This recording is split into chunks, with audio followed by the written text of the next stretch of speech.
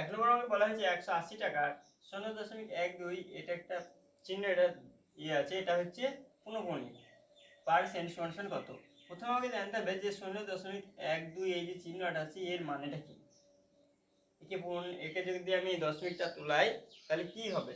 এখানে বলা হচ্ছে 12, এই একের উপরে কিছু নেই, এরকম ফোঁটা দিয়ে লেখা হয়। এটা যদি এরকম থাকতো তা হয়তো 1 2 এর উপর ফোঁটা, এটা পুনঃপুনি দুইটা বারবার আছে, সেটা অত না লিখে একবারে 2 লিখে দিয়েছি। এই চিহ্নটা ওটাই বোঝায়। তাহলে আমাকে কি করতে হবে, এটা পূর্ণ ভাঙার নিয়ম হচ্ছে এই যে যার যে সংখ্যাটা আছে সেটা লিখলাম, মাইনাস যার উপরে এই দাগটা বা ফোঁটাটা নেই সেটা মাইনাস করে দিতে হবে। একের উপর নেই 1 মাইনাস, যত সংখ্যার উপর এই ফোঁটা বা দাগ থাকবে ততটা 9 হবে। একজনের আছে একটা 9 হবে, আর একটা নেই একটা 0 হবে। তাহলে কত হলো উপরে, এটা হচ্ছে বিয়োগ করে 11/90, এটার মানে হচ্ছে 11/90। এবার আমাকে কি বলা হয়েছে 180 টাকার 180 টাকা, তাহলে টাকাকে পয়সা করতে গেলে 100 দিয়ে গুণ, কেন অপশনগুলো আমার সব পয়সায় আছে, ইন্টু 11/90। এখানে পার্সেন্ট চিহ্ন থাকার কারণে নিচে আবার একটা 100 হবে। এখানকার এই 100 কেটে যাচ্ছে, এখানকার এই শূন্যের জন্য কটা 9 ঘরে নামতে পারি, 9 দুগুণি 18, তাহলে 11 সঙ্গে 2 গুণ করলে কত হচ্ছে 11 দুগুণি 22 পয়সা। পূর্ণ এরকম যদি মিশ্র ভগ্নাংশ থাকে,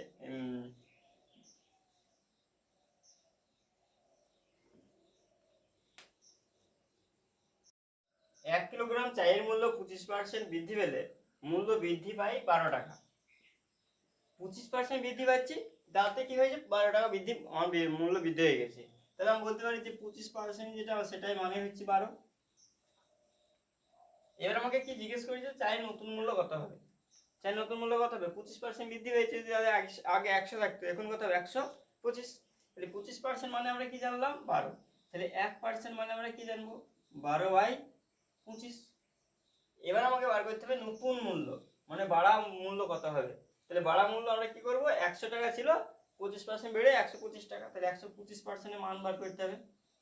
কত হবে 12/25 ইন্টু 125, 25-এর ঘরে নামতে পড়লি 5 25 125, তাহলে কত হয়েছে 5-এর সাথে 12 গুণ করলে 5 12 60 টাকা, নতুন মূল্য হবে 60 টাকা। আর যদি আমাকে নতুন মূল্য না বলে যদি বলতো যে আগের চায়ের 1 কিলোগ্রাম চায়ের মূল্য কত ছিল, তাহলে 100% মান বার করতে হতো। এখান থেকে 100% মান বার করতে হতো। 100% মানে কত হবে 12/25 ইন্টু 100, 12/25 ঘর নামতে 4 25 100, 4 12 48 টাকা।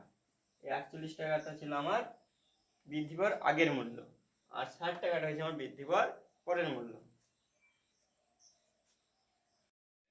একটি পেনের মূল্য 7.5% বৃদ্ধি পাওয়ায় মূল্য বৃদ্ধি পায় 15 টাকা। তাহলে পার্সেন্টেজে বৃদ্ধি পেয়েছে কত 7.5%, আর মূল্য বৃদ্ধি পেয়েছে কত 15। তাহলে আমি বলতে পারি যে 7.5% মানে আমার 15। 15 ভেঙে নিলে কত হবে 7 14, আর উপরে 1 যোগ করলে হবে 15/2%, সেটা মানে কত 15। তাহলে 1% মানে কি হবে 15, দুইটা নিচে আছে ভাগে আছে গুণে চলে যাবে, আর 15টা নিচে চলে আসবে। এর আমাকে প্রকৃত মূল্য বার করতে বলেছে, পেনের প্রকৃত মূল্য মানে 100% এর মান। তাহলে 100% এর মান কত হবে 100 দ্বিগুণ 15 ইন্টু 2/15 ইন্টু 100, কাটাকাটি করলে এই 15 15 কেটে যাবে, 2 এর সাথে 100 গুণ করলে কত হবে 200। পেনটি প্রকৃত মূল্য 200 টাকা। প্রকৃত মূল্য না বলে আমাকে যদি বার করতে বলতো যে বৃদ্ধি পাওয়ার পর মূল্য কত হবে, তাহলে আমাকে কত মান বার করতে হতো, 100 তো ছিল, তার সঙ্গে 7.5% বৃদ্ধি পেয়েছে, তাহলে 100 7.5% মানটা বার করতে হতো। সেটা বলতে পারি যে 100 7.5 এর মান কত হবে 15 ইন্টু 2/15 ইন্টু 107.5, 15 15 কেটে যাবে, 2 এর সঙ্গে 107.5 এর গুণ করলে কত হবে 15 100 215 টাকা।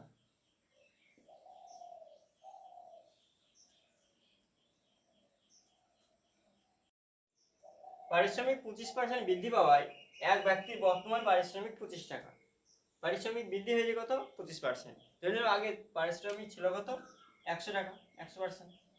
25% বেড়েছে, 25% বাড়াতে তার কত হয়েছে 125, কিন্তু অঙ্কে বলা হয়েছে তার বর্তমানে পারিশ্রমিক 25 টাকা। তাহলে 125% যেটা মানে 25, এক মানে কত হবে 25/125।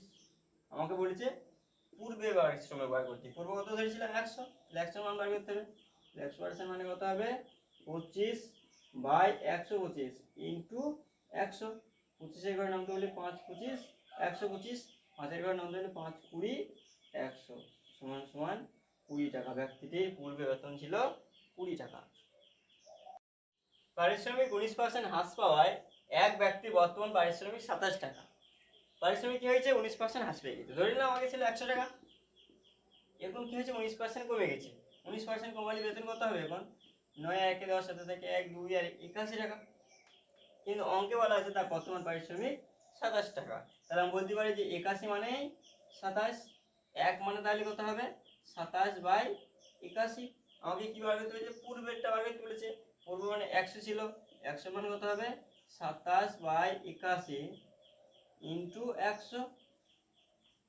9 ঘরে নামতে বলে 9 9 81, 9 ঘরে নামতে বলে 3 9 27, 3 ঘরে নামতে বলে 3 3 9, 100 কে কি করতে হবে 3 দিয়ে ভাগ করতে হবে। 100/3, 3 3 9, 10 থেকে 9 বাদ দিলে 1, এখানে 0, 3 3 9, 10 থেকে 9 বাদ দিলে 1, সেই একটা চলে যাবে উপরে আর এই 3 চলে আসবে নিচে। 33 পূর্ণ 1/3 টাকা। একটি পাত্রে দুধের পরিমাণ 15%, অন্য পাত্রে দুধের পরিমাণ 5%। প্রথম পাত্রে 7 অংশের সঙ্গে দ্বিতীয় পাত্রের 8 অংশ মিশ্রিত করলে নতুন পাত্রে শতকরা দুধের হার কত? প্রথম পাত্রে কত পার্সেন্ট দুধ আছে 15%, দ্বিতীয় পাত্রে 5%। প্রথম পাত্রে কত অংশ নিচ্ছি, প্রথম পাত্রে 7 অংশ, এখানে লিখলাম 7 অংশ। দ্বিতীয় পাত্রে কত অংশ 8 অংশ, 8। তাহলে প্রথম পাত্রে 7 অংশ যদি দুধ নেওয়া হয় তাহলে কত হবে, সাথে সাথে 15 গুণ করলে 7 15 105, আর এর 8 অংশ নিলে কত হবে 5 8 40। তাহলে মোট দুধ কত হবে 105 আর এখানে 40, 105 আর 140 যোগ করলে হবে 145। কত হচ্ছে 145। এবার কি আছে প্রথম পাত্রে তো 7 অংশ, দ্বিতীয় পাত্রে 8 অংশ নেওয়া হয়েছে, তাহলে মোট কত অংশ 7 আর 8 15 অংশ নেওয়া হয়েছে। তাহলে 15 দিয়ে ভাগ, 15 দিয়ে ভাগ করলে কত হবে 5 এর ঘর নামতে হলে 5 3 15, 5 এর ঘর নামতে পড়লে 5 2 10, 5 9 45, 29/3 ভাগ করলে কত হবে 29/3, 3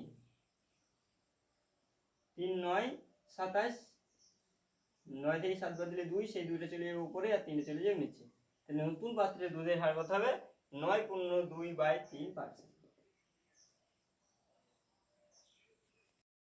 দুটি সংখ্যা তৃতীয় সংখ্যার থেকে 8% ও 32% বেশি, তাই প্রথম সংখ্যাটি দ্বিতীয় সংখ্যার কত শতাংশ?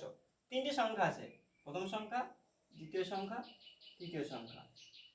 দুটি সংখ্যা তৃতীয় সংখ্যার থেকে 8% ও 32% বেশি, তৃতীয় সংখ্যার থেকে বেশি বলেছে। আমি তাহলে তৃতীয়টা ধরে নিলাম 100, তৃতীয়টা 100, তৃতীয়টা যদি 100 হয় তাহলে একটা কি 8% বেশি মানে 108, আর একটা বলেছে 32% বেশি তাহলে 132। প্রথম সংখ্যা 108 আর দ্বিতীয় সংখ্যা 132। এবার আমাকে কি বলা হয়েছে প্রথম সংখ্যাটি দ্বিতীয় সংখ্যার কত শতাংশ। প্রথম সংখ্যাটি দ্বিতীয় যার সঙ্গে তুলনা করবে সেটা নিচে হবে। কার সঙ্গে তুলনা করবে দ্বিতীয় সংখ্যার কত, দ্বিতীয়টার সঙ্গে তুলনা করেছে তাহলে দ্বিতীয় সংখ্যাটা নিচে হবে। তৃতীয় সংখ্যা কত আছে 132, প্রথম সংখ্যাটা বলা হয়েছে তাহলে প্রথম সংখ্যা কত আছে 108, শতকরা আনার জন্য 100 গুণ। এবার কি হবে কাটাকাটি, 2 ঘরে নামতে পড়লে 6 দুগুণে 12, 6 দুগুণে 12, 2 ঘরে নামতে পড়লে 5 দুগুণে 10, 4 দুগুণে 8, 6 ঘরে নামতে পড়লে 6 11 66, 6 ঘরে নামতে পড়লে 6 9 54। তাহলে 9 এর সঙ্গে 100 গুণ করতে হবে আর নিচে 11 সমান সমান 9 100 হয় 900 আর নিচে হবে 11%।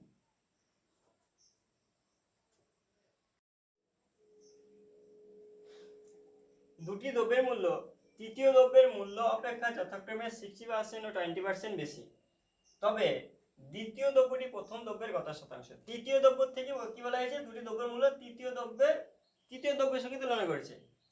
তিনটে দ্রব্য আছে, ফার্স্ট, সেকেন্ড, থার্ড। তৃতীয় মূল্যটা ধরে নিলাম 100 টাকা। তৃতীয় দ্রব্যের মূল্য কত? 100 টাকা। এবার কি বলেছে যে তৃতীয় দ্রব্যের মূল্য অপেক্ষা 60% বেশি। তাহলে এই 60% বেশি হলে কত হবে? 160।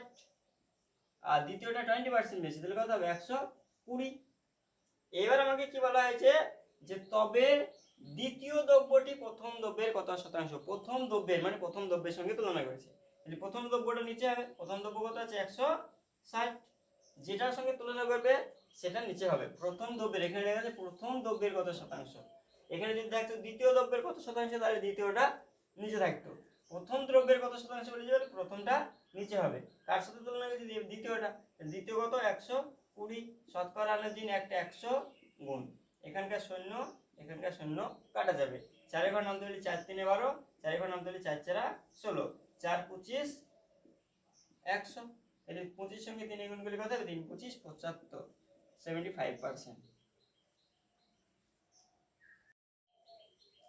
দুটি সংখ্যা তৃতীয় সংখ্যা অপেক্ষা যথাক্রমে 30% ও 37% কম। তৃতীয় সংখ্যা অপেক্ষা তিনটি সংখ্যা আছে, ফার্স্ট, সেকেন্ড, থার্ড। তৃতীয় সংখ্যা অপেক্ষা কি বলেছে? একটা 30% কম, একটা 37% কম। 30%, তাহলে তৃতীয় সংখ্যা 100। প্রথম সংখ্যা তাহলে কি হবে? 30 কম, 100 কম, 100 থেকে 30 কম হলে কত হবে? 70। তারপরটা কত কম? 37। তাহলে 100 থেকে 37 বাদ দিলে কত হবে? 63। এবার আমাকে কি বলা হয়েছে? তবে দ্বিতীয় সংখ্যাটি প্রথম সংখ্যাটির কত শতাংশ? প্রথমটির সঙ্গে তুলনা করছি, তাহলে প্রথমটা নিচে হবে, প্রথমটা 70। কাকে তুলনা করছি? দ্বিতীয় সংখ্যাকে, তাহলে দ্বিতীয়ের উপরে যাবে 63।